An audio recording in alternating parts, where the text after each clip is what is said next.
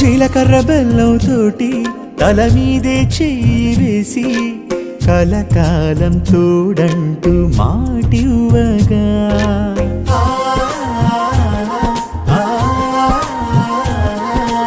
ఇకపైన నా కన్నీ అన్నీ నువ్వేనంటూ ఆ వధువు చిరునవ్వుతో తెలుపగా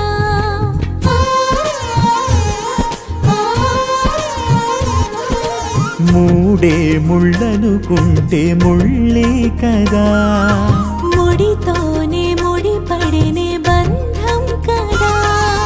నీకే ఈ విలువ తెలిసిన రోజున ఇకపై రాదు ఏనాడు వేదన.